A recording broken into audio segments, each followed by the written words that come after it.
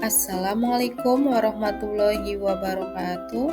Saya Irma Yunita dari TK Aisyah Bustanul Atfal 4 Sadang, Kabupaten Kebumen.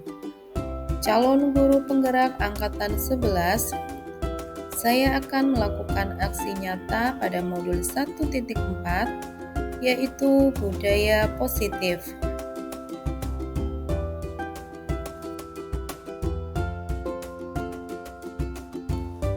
Perkenalkan, saya Irma Yunita, calon guru penggerak angkatan 11 Kabupaten Kebumen.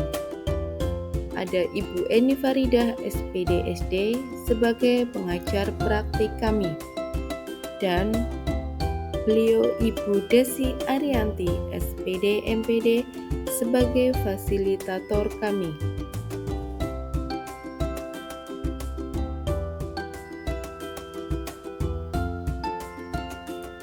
Saya, Irma Yunita, akan melakukan penyebaran pemahaman dan pengalaman penerapan budaya positif di TK Aisyah Bustanul Atfal 4 Sadang, calon guru penggerak angkatan 11 Kabupaten Kebumen.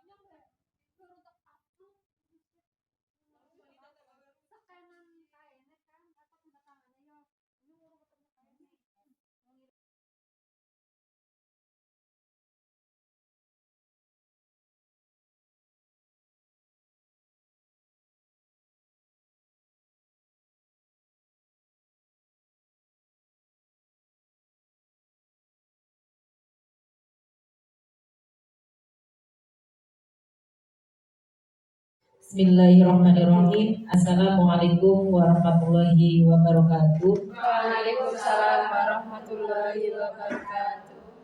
Alhamdulillahirabbil alamin. Rabbi shrah li sadri wa yassir li amri wa hlul 'uqdatam min lisani yafqahu qawli. Amma ba'du. Kepada yang terhormat Kepala TK Aisyah Bustanul Atfal 4 Sadang, yang kami hormati segenap rekan yang berbahagia. Pertama, marilah kita senantiasa memanjatkan puji syukur kehadirat Allah Subhanahu wa Ta'ala yang telah melimpahkan nikmatnya kepada kita semua, sehingga pada siang hari ini kita dapat berkumpul dalam rangka menyebarkan pemahaman dan pengalaman penerapan budaya positif bagi calon guru penggerak angkatan 11. Selanjutnya, salawat dan salam senantiasa kita sanjungkan kepada Nabi kita, Nabi Agung Muhammad Sallallahu Alaihi Wasallam, yang kita harapkan syafaat dan pertolongannya besok di yaumil qiyamah. Amin. Allahumma amin. Ibu-ibu yang kami hormati, sebelum acara dimulai, perkenankan saya membacakan susunan acara pada siang hari ini. Acara yang pertama yaitu pembukaan, acara yang kedua pemaparan, menyebarkan pemahaman dan pengalaman penerapan budaya positif, acara yang ketiga tanya jawab, dan acara yang terakhir yaitu penutup. Untuk mengawali kegiatan pada siang hari ini, marilah kita buka dengan membaca basmalah bersama-sama. Bismillahirrahmanirrahim. Dilanjutkan acara yang kedua yaitu pemaparan, menyebarkan pemahaman dan pengalaman penerapan budaya positif yang akan disampaikan oleh Ibu Irma Yunita SPD. Kepadanya disilakan.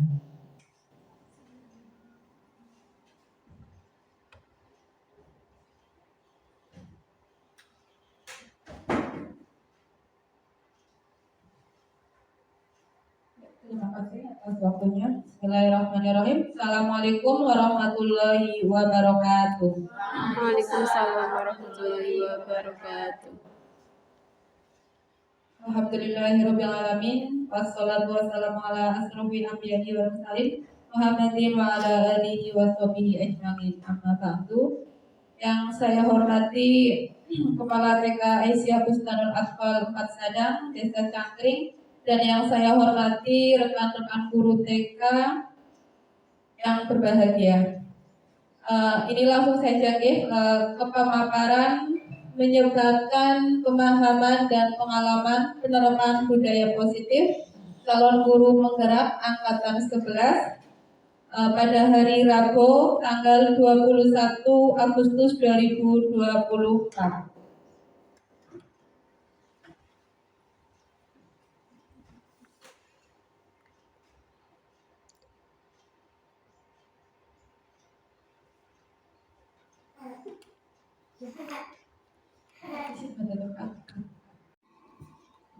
Kami ucapkan selamat datang para guru TK yang hebat.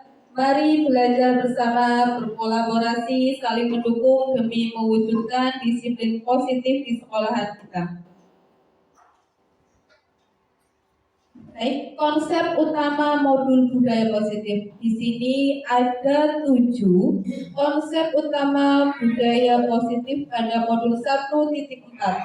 Yang pertama yaitu perubahan paradigma belajar. Yang kedua, disiplin positif.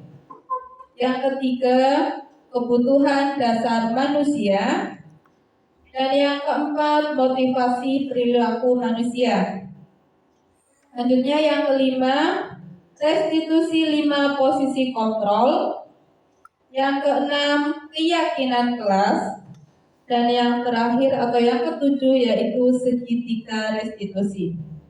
Kami telah menyelesaikan modul budaya positif, ada 7 di dalamnya. Kami akan ulas satu persatu ibu-ibu. Yang pertama yaitu perubahan paradigma belajar. Pembelajaran paradigma baru, di mana pembelajaran dengan paradigma baru dirancang dengan prinsip pembelajaran yang terdiferensiasi sehingga setiap siswa belajar sesuai dengan kebutuhan dari tahap perkembangannya untuk mewujudkan profil pelajar Pancasila. Tentunya ibu-ibu sudah tidak asing lagi dengan pembelajaran berdiferensiasi. Apa itu pembelajaran berdiferensiasi? Ada yang tahu? Ya, di mana pembelajaran itu guru itu harus mengerti atau mengetahui minat dan bakat anak, mengetahui perbedaan anak, keunikan anak sehingga terwujudlah profil pelajar Pancasila. Ibu-ibu tahu profil pelajar Pancasila ada berapa dimensi ya? Ada berapa? Ya, ada 6, yaitu beriman dan bertakwa kepada Tuhan. Yang kedua, berkebinekaan global. Yang ketiga, gotong royong. Terus kreatif, mandiri dan bernalar kritis. Ya, itu sekali. Nah, yang kedua, disiplin positif. Tentunya sudah tahu disiplin itu apa ya? Menaati peraturan. Ya, betul. Tepat waktu, iya. Nah, sebelum kita ke disiplin positif, di sini ada budaya positif. Di mana budaya positif itu nilai-nilai, keyakinan-keyakinan dan kebiasaan-kebiasaan di sekolah yang berpihak pada murid agar murid berkembang menjadi pribadi yang kritis, penuh hormat dan bertanggung jawab. Ini budaya positif, Nah, coba pertanyaan pematik. Ada pertanyaan pematik seperti ini. Anda adalah A, sebelahnya ya. Yang satu sebelah satu adalah B. Coba bagian yang A. Tugas Anda adalah mengepalkan salah satu tangan Anda. Coba Anda bayangkan bahwa Anda menyimpan sesuatu yang sangat berharga di dalam kepalan tangan Anda. Anda perlu menjaga benda tersebut sekuat tenaga Anda. karena begitu pentingnya untuk kehidupan Anda. Nah, bagi yang B adalah mencoba dengan segala cara untuk membuka kepalan tangan Anda. Teman Anda B boleh membujuk, menghardik, mengintimidasi, memarahi, menggoda, menggelitik, bahkan menawari Anda uang agar Anda bersedia membuka kepalan tangan Anda. Dari pertanyaan pematik tersebut, pertanyaannya adalah siapa yang membuka genggaman tangan? Apa alasannya? Kira-kira kalau dibuka, yang B itu mencoba merayu. Kira-kira yang A mau apa tidak ya? Oh iya tidak. Kenapa alasannya? Oh iya, karena ingin menjaganya. Untuk pertanyaan yang kedua, siapa yang tidak mau membuka? Apa alasannya? Nah, gimana? Oh iya. Dalam kegiatan ini sesungguhnya siapa yang memegang kendali atau kontrol untuk membuka atau menutup kepalan tangan? Ya, ya. Nah, dari pemegang kontrol itu ada pada diri sendiri, baik guru maupun siswa. Pada dasarnya guru tidak dapat memaksa murid untuk melakukan sesuatu jika murid tersebut memilih untuk tidak melakukannya. Contoh, meskipun ada tata tertib di sekolah dengan segala konsekuensi, tetap saja siswa melanggarnya karena kontrol diri tetap pada anak. Jadi misalnya sudah ada tata tertib, tetapi anak tetap melanggar karena kontrol itu bukan dari guru, bukan ekstern, tetapi dari diri anak. Iya. Seperti itu. Lanjut. Baik, makna disiplin. Di sini ada pertanyaan pematik. Apa alasan Bapak Ibu ketika datang sekolah tepat waktu? Yang pertama, apakah karena adanya dorongan dari lingkungan atau ada dorongan dari orang lain? Yang kedua, pernahkah ada Anda melakukan sesuatu untuk mendapatkan senyuman atau pujian dari orang lain, untuk mendapatkan hadiah atau mendapatkan uang? Coba kira-kira apakah seperti itu ibu-ibu semuanya? Tidak. Insya Allah tidak. Kita lanjut ya. Nah, disiplin positif. Dalam budaya kita, makna kata disiplin dimaknai menjadi suatu yang dilakukan seseorang pada orang lain untuk mendapatkan kepatuhan. Kita cenderung menghubungkan kata disiplin dengan ketidaknyamanan. Tidak nyaman kalau dipaksa, artinya tidak dari hati kita tentunya tidak nyaman ya. Sebagai pendidik, tujuan kita adalah menciptakan anak-anak yang memiliki disiplin diri sehingga mereka bisa berperilaku dengan mengacu pada nilai-nilai dan kebijakan universal dan memiliki motivasi intrinsik bukan ekstrinsik. Nah, disiplin positif merupakan salah satu cara menerapkan disiplin yang bertujuan untuk menumbuhkan kesadaran serta memberdayakan anak untuk melakukan sesuatu tanpa sokongan, ancaman maupun hukuman. Jadi harapan kita di sini bahwa sebuah disiplin itu harus lahir dalam diri sendiri, dalam diri kita. Bukan karena kepengen disanjung atau seperti apa. Nah,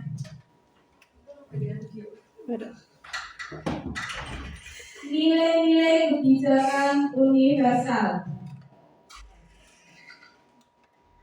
Nilai kebajikan adalah sifat-sifat positif manusia yang merupakan tujuan mulia yang ingin dicapai setiap individu.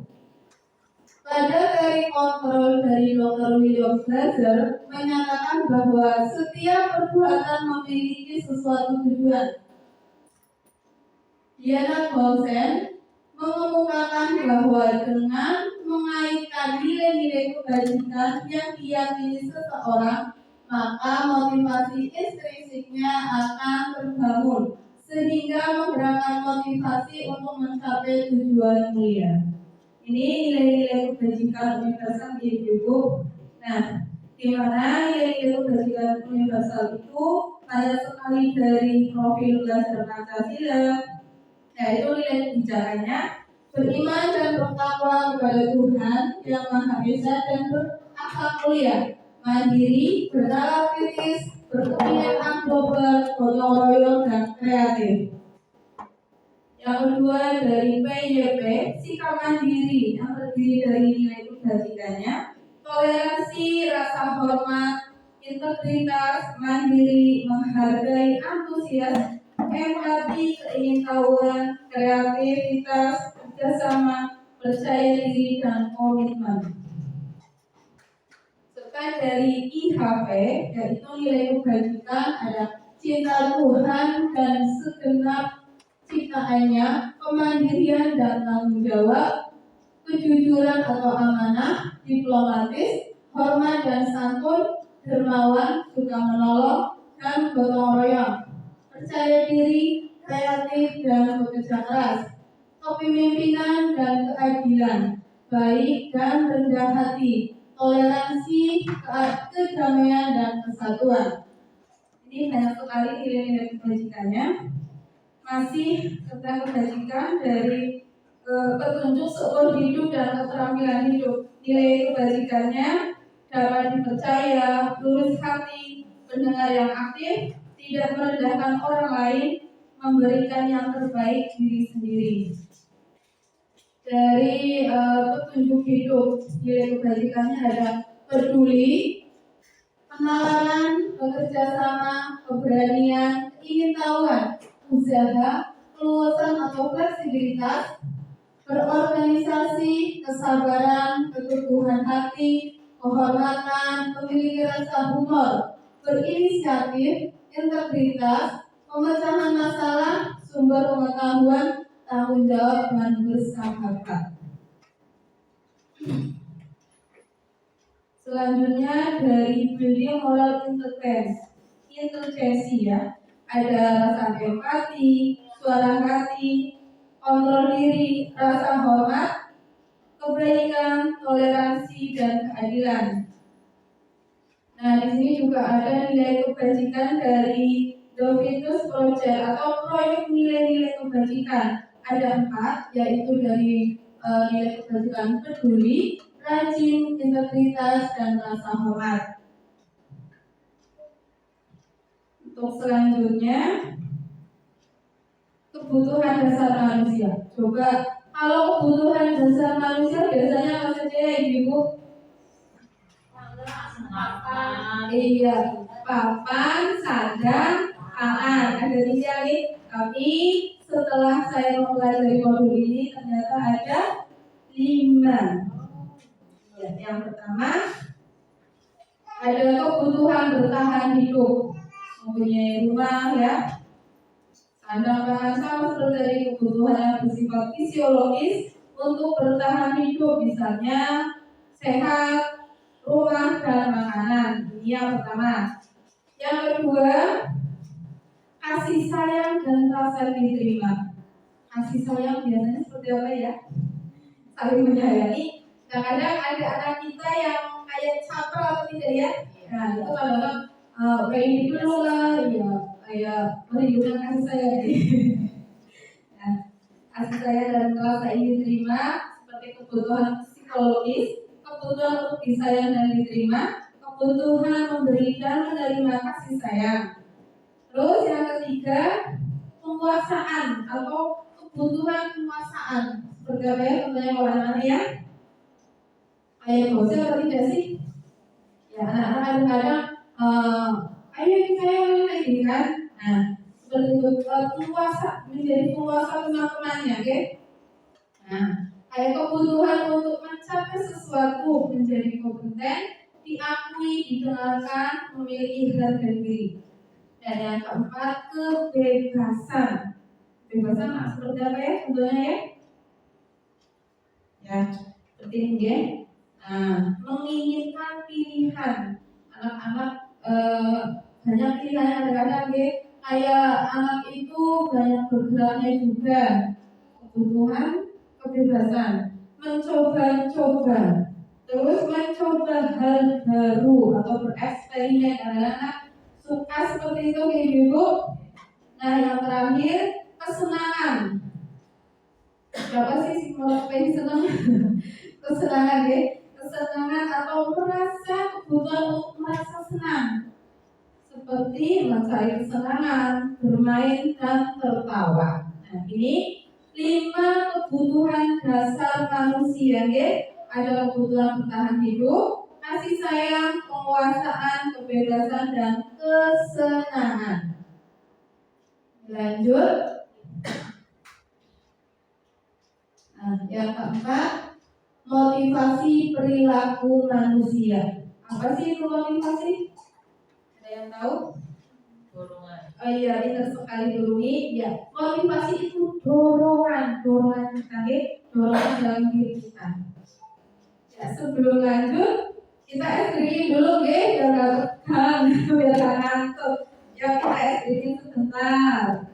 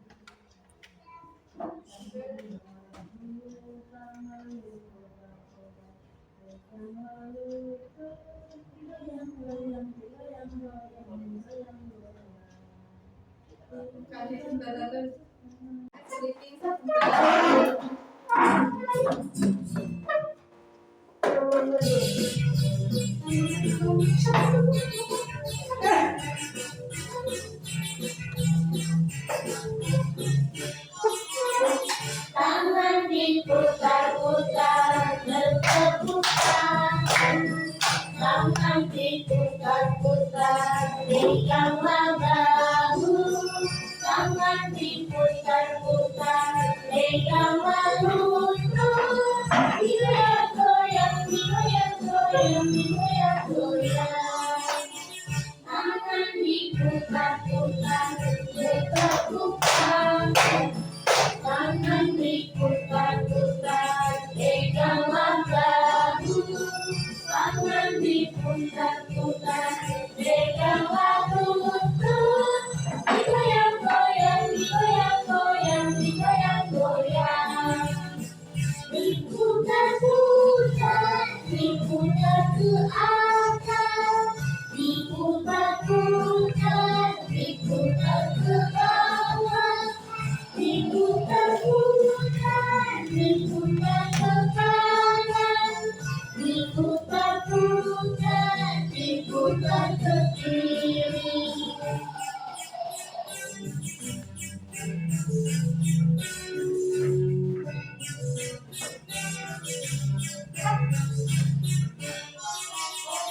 Tangan diputar-putar, berputar. Tangan diputar-putar, peganglah bahu. Tangan diputar-putar, peganglah lutut. Digoyang-goyang, digoyang-goyang, digoyang-goyang.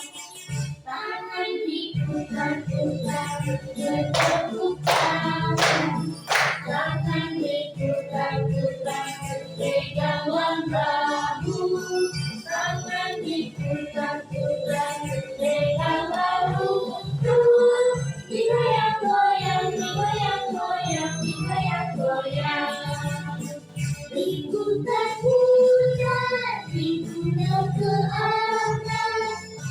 Ibu terputar, ibu terputar, ibu terputar, ibu terputar, ibu terputar, diputar ke kiri.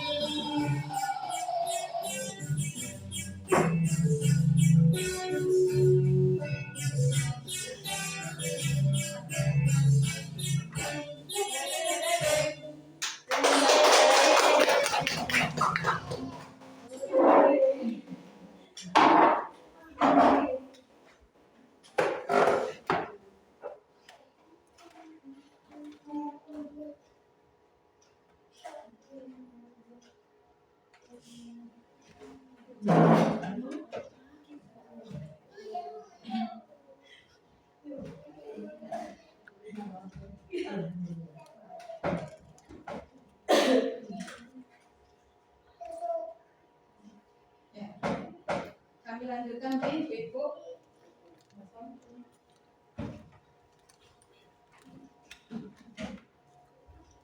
Yang keempat tadi apa? Motivasi perilaku manusia. Motivasi perilaku manusia yaitu dorongan yang timbul pada diri seseorang secara sadar atau tidak sadar untuk melakukan suatu tindakan dengan tujuan tertentu. Yang pertama yaitu menghindari ketidaknyamanan dan hukuman, di mana murid melakukan disiplin karena takut dihukum. Ini merupakan motivasi ekstrinsik. Jadi murid karena takut dihukum, makanya saya harus disiplin. Yang kedua, mendapatkan imbalan atau penghargaan dari orang lain. Murid melakukan disiplin diri karena ingin mendapatkan imbalan. Ini merupakan motivasi ekstrinsik karena pengen hadiah, nih. Yang terakhir yaitu menghargai nilai-nilai kebijakan diri sendiri. Murid melakukan disiplin diri karena sadar akan nilai kebajikan dirinya. Ini merupakan motivasi intrinsik. Jadi lebih baik ekstrinsik apa intrinsik, Ibu? Intrinsik. Lanjut, ternyata disiplin itu juga ada identitasnya. Yang pertama, identitas gagal. Nah, di identitas gagal itu ada hukuman. Hukuman itu menyakitkan apa tidak? Menyakitkan. Iya, nggak mau ya kalau dihukum ya. Menyakitkan, tidak nyaman, murid merasa takut, memaksa, murid menyembunyikan kesadaran, murid menjadi rendah diri. Kalau dihukum biasanya murid itu minder, takut. Besok kalau saya lagi dihukum nanti dipadani teman-temannya, kayak gitu biasanya ya. Ini termasuk gagal ternyata hukuman. Dan begitu pun dengan penghargaan. Nah, tidak efektif ternyata. Merusak hubungan atau iri. Kalau temannya dikasih, ini sudah selesai kan biasanya dikasih hadiah, nanti yang lain merasa iri. Terus mematikan kreativitas. Ya, jadi anak tidak kreativitas melakukan sesuatu karena nanti kalau saya seperti ini nanti dikasih hadiah sama bu guru. Jadi anak-anak itu hilang atau kreativitasnya terputus. Terus yang selanjutnya menghukum dengan sistem ranking. Nah, ternyata ranking itu juga bukan suatu yang identitas masuk identitas gagal. Karena kalau ranking juga mengakibatkan anak yang lain kalau tidak dapat ranking nanti minder atau seperti. Nah, yang terakhir merampas hak menghargai dirinya. Karena dengan penghargaan anak-anak itu tidak bebas, jadi dirampas haknya ya. Nah, selain gagal juga ada yang sukses. Ya, yang sukses itu ada konsekuensi. Konsekuensi ada penguatan jangka pendek. Terus perlu memonitoring berkelanjut metode stimulus respon. Jadi misalnya ada anak yang melakukan kesalahan, contohnya teman sebelahnya itu menjatuhkan minuman temannya. Nah, dari stimulus itu guru menstimulus anaknya untuk membersihkan. Nah, ada respon dari anak tersebut. Oh iya, mau melakukan, terus meminta maaf. Terus yang selanjutnya, murid menaati peraturan. Jadi kalau sudah ada peraturan, murid itu merasa punya tanggung jawab ya. Kalau tidak melakukan nanti konsekuensinya seperti ini. Kalau tidak merapikan kelas mainan nanti konsekuensinya ada konsekuensinya, oke? Yang terakhir adalah menghilangkan waktu untuk merenungi kesalahan. Jadi ini menghilangkan waktu itu seperti ini. Misalnya tadi yang menjatuhkan air minuman itu meminta maaf dulu, tetapi sudah disuruh sama guru untuk membersihkannya. Jadi anak itu tidak merenungkan kesalahannya. Yang kedua yaitu restitusi. Nah, restitusi ini di sini saya tahu tentang restitusi itu di modul 1.4 yaitu budaya positif. Di restitusi itu murid bertanggung jawab untuk perilakunya, fokus pada pemecahan masalah jangka panjang. Murid menghormati dirinya dan orang lain.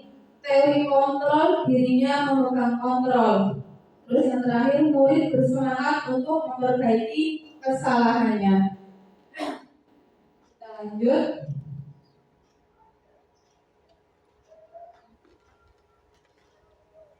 Yang kelima yaitu restitusi 5 posisi kontrol.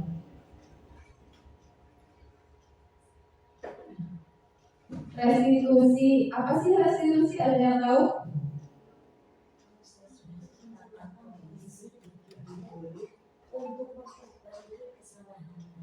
Iya. Nah, restitusi itu suatu proses menciptakan kondisi bagi murid untuk memperbaiki kesalahan mereka sehingga mereka bisa kembali pada kelompok mereka dengan karakter yang lebih kuat.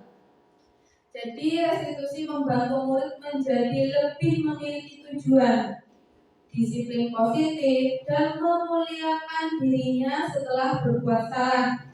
Penekanannya adalah bukan pada bagaimana perilaku yang menyenangkan orang lain atau menghindari ketidaknyamanan, namun tujuannya adalah menjadi orang yang menghargai nilai-nilai kebajikan yang mereka percaya. Jadi sudah banyak sekali ya nilai kebajikan, ada dari Profil Belajar Pancasila dan lain sebagainya. Nah, ini restitusi. Jadi restitusi itu bukan jadi murid itu mengetahui kesalahannya dan memperbaikinya. Seperti itu, oke? Nah, ini ada ciri-ciri restitusi. Nah, yang pertama, restitusi bukan untuk menebus kesalahan, namun untuk belajar dari kesalahan. Contohnya tadi itu yang menumpahkan air. Apabila nanti anak itu menumpahkan lagi, apakah akan mengelak atau seperti apa itu nanti anak itu melakukan restitusi pada dirinya apa tidak. Yang kedua, restitusi memperbaiki hubungan. Restitusi adalah tawaran bukan paksaan. Restitusi menuntut untuk melihat ke dalam diri. Restitusi menarik kebutuhan dasar yang mendasari tindakan. Restitusi diri adalah cara yang baik. Restitusi fokus pada karakter bukan tindakan. Restitusi itu menguatkan. Restitusi fokus pada solusi. Restitusi fokus mengembalikan murid yang berbuat salah pada kelompoknya. Ini ciri-ciri restitusi, guys. Nah, ini ada perbedaan antara hukuman, konsekuensi, dan restitusi. Contoh kasus, siswa sering tidak mengerjakan PR. Nah, kalau di hukuman itu guru menghukum siswa tersebut hormat bendera 10 menit. Guru marah dan guru menjadi takut, anak menjadi takut. Nah, kalau hukuman itu ternyata tidak efektif karena anak-anak dihukum, kayak contohnya itu tidak mengerjakan PR, maka disuruh menghormat bendera. Itu menyakitkan, panas. Nah, yang kedua, konsekuensi dari perbedaan hukuman dan konsekuensi seperti apa? Kalau di konsekuensi, guru memberikan konsekuensi untuk mengerjakan PR-nya saat istirahat atau dikerjakan sebanyak 3 kali lipat. Guru tegas dan siswa menghormati peraturan. Jadi kalau di konsekuensi, sedangkan di restitusi, guru menanyakan keyakinan kelas dirinya dan membantu siswa menyelesaikannya. Jadi ada solusi, berbeda dengan hukuman dan konsekuensi. Yang kedua, guru terbuka dan siswa menghormati dirinya dan orang lain. Nah, kita masuk ke posisi kontrol. 5 posisi kontrol. Yang pertama, penghukum. Penghukum itu seperti apa, Seorang penghukum menggunakan hukuman fisik atau verbal. Contohnya, patuhi aturan saya atau awas, kamu selalu saja salah.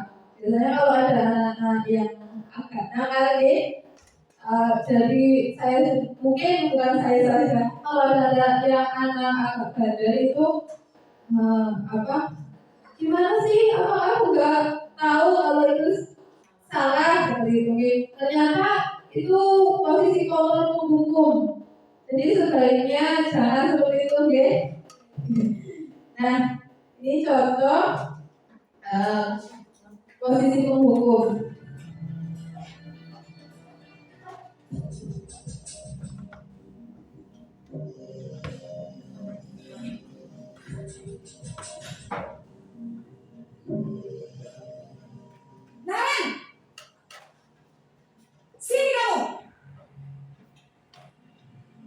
Selamat pagi, Bu. Selalu terlambat. Kamu deh, pasti terlambat. Maaf, Bu. Saya Apa? Apa coba? Alasan kamu apa lagi? Kapan sih kamu tidak terlambat? Malas sekali ya kamu jadi anak. saya Dasar pemalas. Gak kapok-kapok sih kamu. Sudah berapa kali terlambat? Sana, kamu keliling lapangan basket 2 kali. kenapa saya harus keliling lapangan basket, Bu? Kenapa?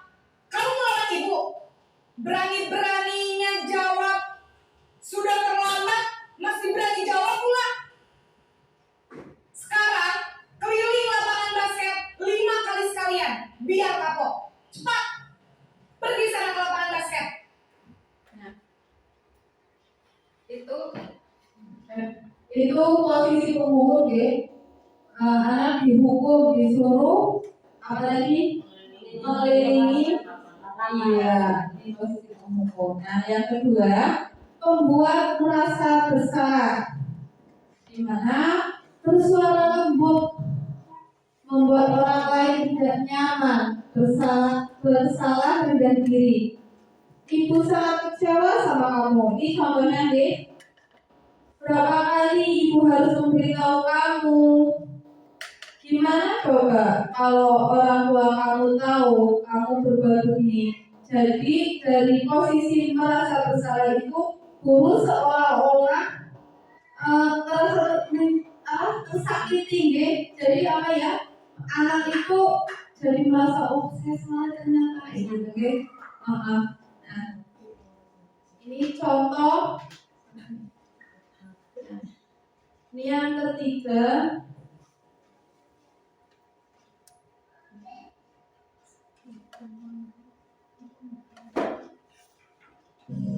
Naren,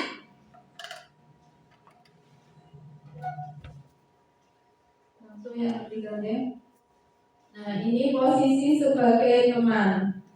Posisi ini berupa hubungan baik antara guru dan murid. Kayak apa sih? Murid sama anak itu seperti teman. Nah, contohnya seperti ini. Ayolah bantu ibu. Ayo ingat bantuan ibu selama ini. Ya sudah, hari ini tidak apa-apa. Nanti ibu bantu bereskan ya.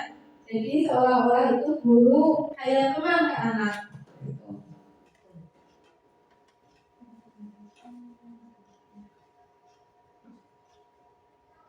Nah, yang terakhir posisi manajer. Ini posisi yang bagus ya. Iya, manajer Bu.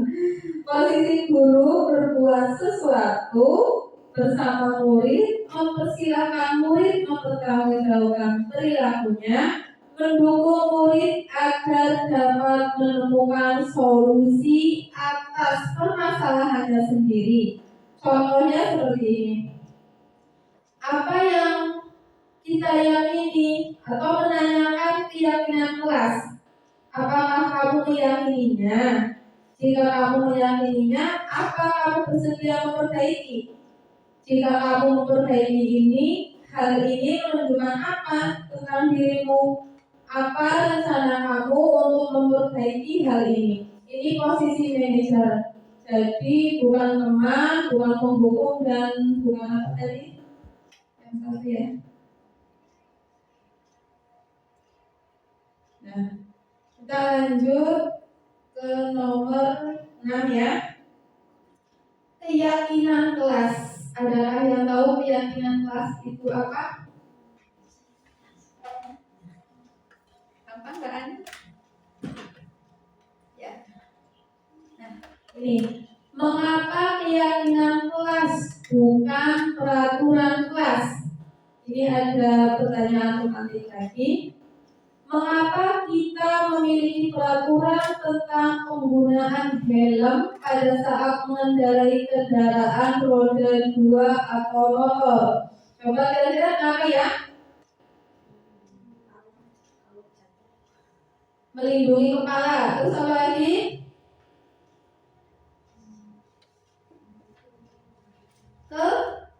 Untuk berarti untuk keselamatan ya. Kalau melindungi kepala untuk keselamatan. Yang kedua, mengapa kita memiliki peraturan tentang penggunaan masker dan mencuci tangan setiap hari? Kira-kira kenapa?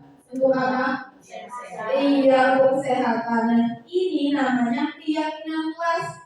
Keyakinan ya. Contohnya tadi menggunakan helm karena keselamatan. Yang kedua, mencuci tangan untuk kesehatan.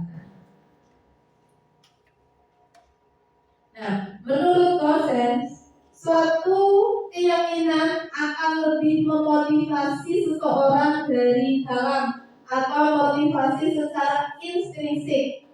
Seseorang akan lebih tergerak dan bersemangat untuk menjalankan keyakinannya daripada hanya sekedar mengikuti serangkaian peraturan. Keyakinan kelas bersifat lebih abstrak daripada peraturan yang lebih rinci dan konkret.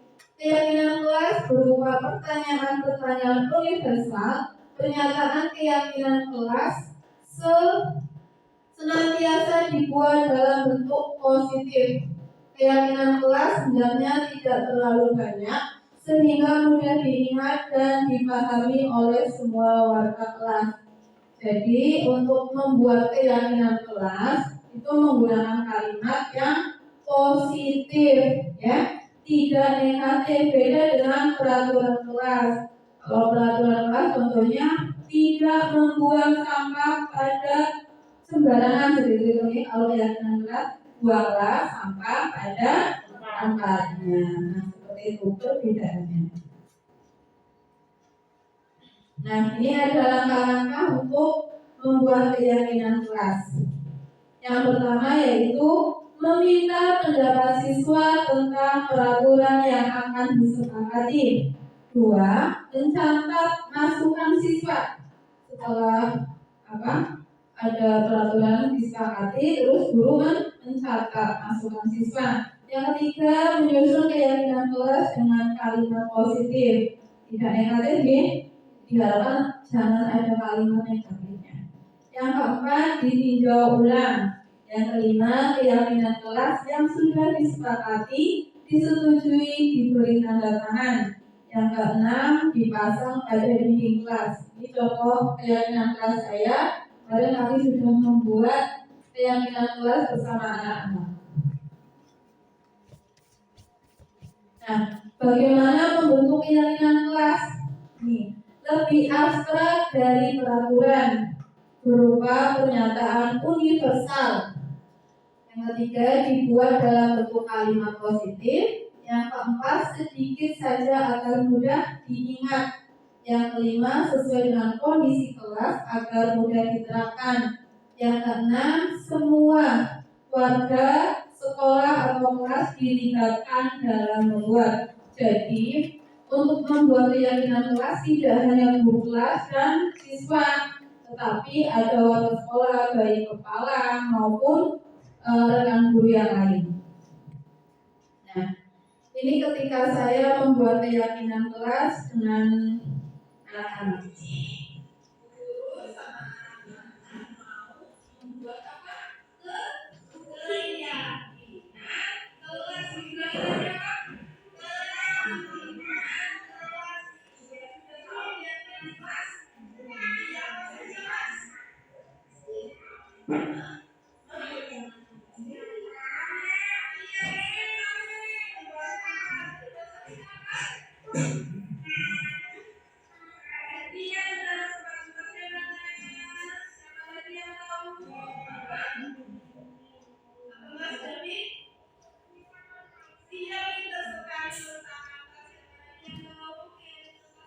Nah, itu kemarin saya membuat keyakinan kelas dengan anak-anak.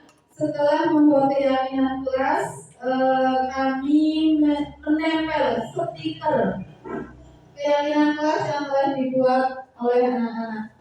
Ini hasil dari keyakinan kelas kami. Ternyata membuat keyakinan kelas bersama anak-anak itu menyenangkan karena kita juga mencari apa sih yang mau kita buat, gitu ya, untuk keyakinan kelas kita. Nah, kita masuk yang terakhir yaitu segitiga restitusi.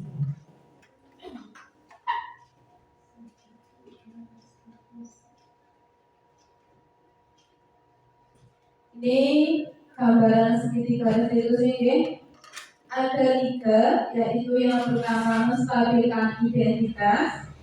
Kita semua akan melakukan hal terbaik yang bisa kita lakukan. Yang kedua, validasi tindakan. Semua perilaku memiliki alasan. Yang ketiga, menanyakan keyakinan. Kita semua memiliki motivasi internal. Ini saya juga sudah ada kasus, ya. Ada kasus di sini anak didik saya itu membuang sampah sembarangan. Nah, setelah itu saya menanyakan, atau yang pertama tindakan dari restitusi. Tindakan restitusi saya itu menstabilkan identitas. Ini contohnya.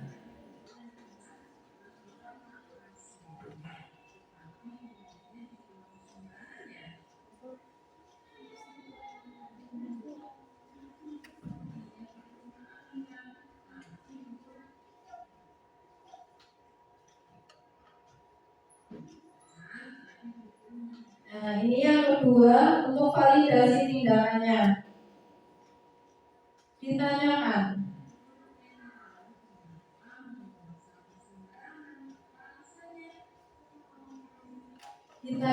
alasannya kenapa membuang sampah sembarangan.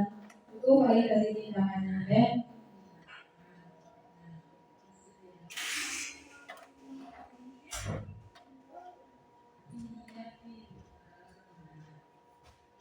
Nah, yang terakhir menanyakan keyakinan.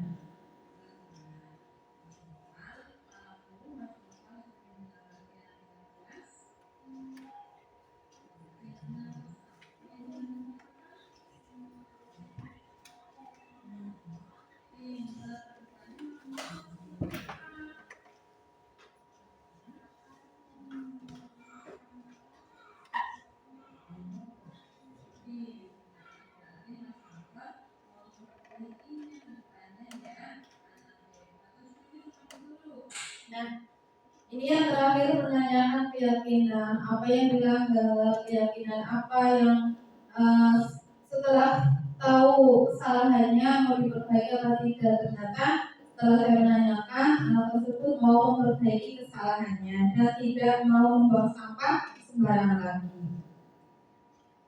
Ya, dalam penerapan program disiplin positif, hendaknya guru memiliki standar kepribadian profesional dan sosial yang baik, di mana guru mampu berefleksi pada posisi kontrolnya saat ini, bagaimana perjalanan dirinya sebagai seorang amok atau posisi manajer yang menuntut murid-murid menjadi insan yang mandiri, merdeka dan bertanggung jawab. Semoga sesi belajar kita hari ini membawa manfaat sehingga dapat mewujudkan profil belajar Pancasila. Salam Merdeka Belajar. Demikian dari saya hari ini. Banyak kesalahan, tentunya itu dari saya pribadi, astagfirullahaladzim. Mudah-mudahan saya dimaafkan dan tentunya kebaikan hanyalah milik Allah. Demikian dari saya akhiri. Bismillahirrahmanirrahim. Assalamualaikum warahmatullahi wabarakatuh. Ya. Beri tepuk tangan Ibu untuk pemaparan yang disampaikan oleh Ibu Yunita tentang penyebaran pemahaman dan pengalaman penerapan tentang budaya positif. Mungkin selain dari berbagai Ibu Yunita sudah pernah membuat kesepakatan kelas atau keyakinan kelas dengan anak-anak pikir, Bu? Sudah, ya tentunya ini menambah pengalaman, menambah wawasan, serta menambah ilmu yang baru untuk kita semua, termasuk bagi saya juga, dengan ilmu yang luar biasa yang kita dapat pada siang hari ini. Untuk yang selanjutnya yaitu tanya jawab, silakan bagi ibu-ibu yang mau bertanya tentang materi tadi yang sudah pemaparan disampaikan dari Ibu Irma. Ya, saya Bu. Ya.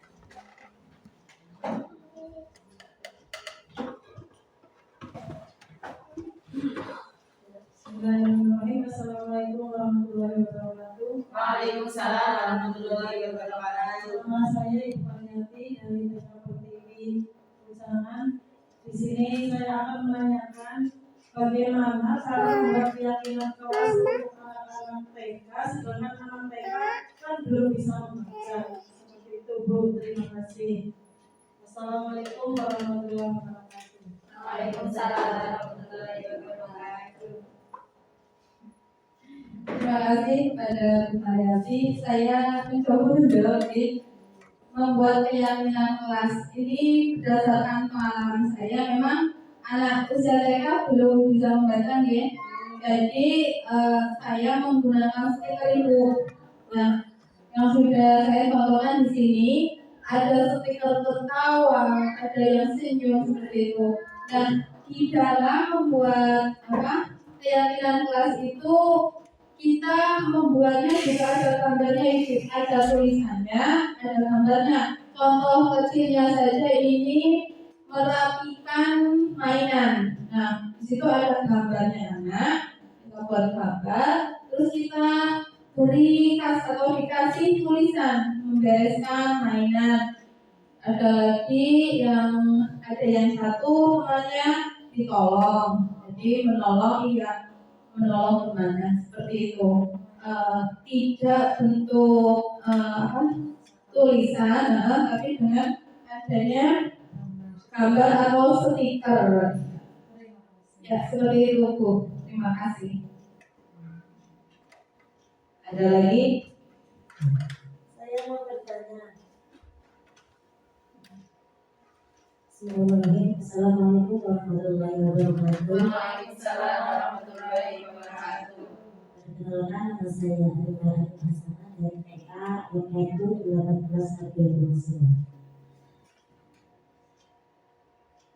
Izin bertanya, saya tertarik dengan perilaku motivasi identitas gagal tadi disebutkan pemberian penghargaan atau reward.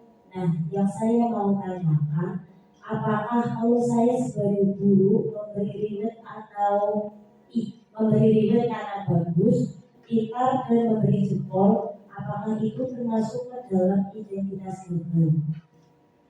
Mungkin pertanyaannya seperti itu. Terima kasih. Wassalamualaikum warahmatullahi wabarakatuh. Waalaikumsalam warahmatullahi wabarakatuh. Terima kasih kepada Bu Ani. Pertanyaan yang bagus ya. Ribet. Di sini yang gagal itu apa? Yang gagal itu bukan pemberian hadiah secara gagal yang pemberian jempol, ya pinter bagus itu boleh, tetapi di dalam modul ini, di dalam pengertian ini yang masuk identitas gagal itu yang memberi hadiah berupa barang bukan reward. Kalau reward bagus, itu malah harus diterapkan, soalnya itu memotivasi anak, bukan bentuk hadiah. Kalau bentuk hadiah biasanya yang tidak dapat itu anak merasa iri. Biasanya iri, iri. Lah, aku Allah nih, kayak gitu. Jadi tidak ada saingan kalau kita memberi hadiah pada anak. Tetapi itu kan bentuknya baik, ucapan, jempol. Kadang-kadang dikasih jempol juga ya. Gimana bentuknya Ibu? Tepuk jempol. Beda ya? Jempol.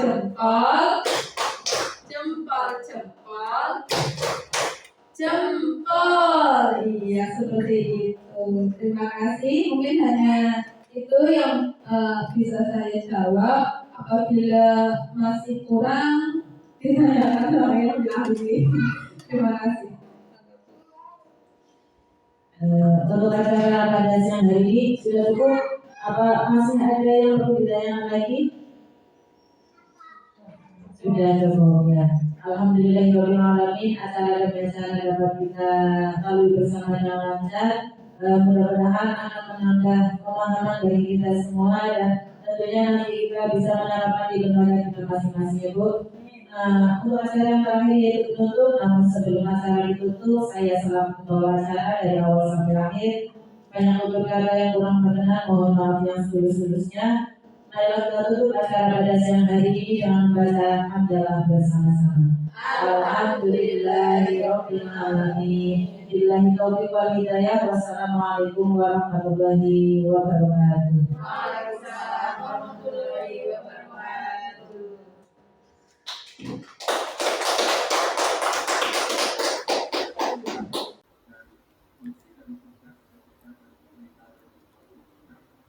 Demikian aksi nyata saya pada modul 1.4, yaitu budaya positif. Calon guru penggerak angkatan 11, saya Irma Yunita. Mohon maaf dan terima kasih. Wassalamualaikum warahmatullahi wabarakatuh.